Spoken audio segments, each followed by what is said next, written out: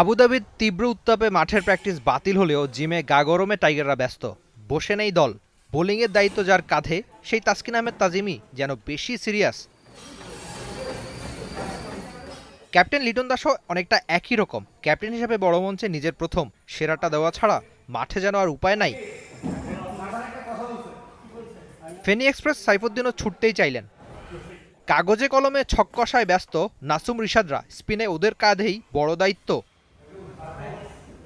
বল হাতে অবশ্য পেসার শরীফুলেরও দায়িত্বর যেন একটু কমতি নেই আবুধাবিতে। জিমার রিকভারি ডেটে দিন পার বাংলাদেশের। শেখ জাহেদ স্টেডিয়ামের ফিটনেস সেন্টারে যাবতীয় ব্যস্ততা এশিয়া কাপের 16 জনের। 9 September captain photo session media কনফারেন্সে ব্যস্ত দিন যাবে লিটনের। প্র্যাকটিস দুপুরে। 10 সেপ্টেম্বর রাত 8টায় প্র্যাকটিস বাংলাদেশের। আর 11 সেপ্টেম্বর হংকংয়ের সাথে ম্যাচ দিয়ে শুরু টাইগারদের আবুধাবির Asia cup mission. Rifat Emil, T sports. For more updates, subscribe to our YouTube channel and click on the bell icon. Follow us on Facebook and Instagram.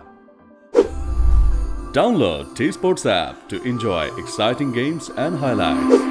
Visit tsports.com.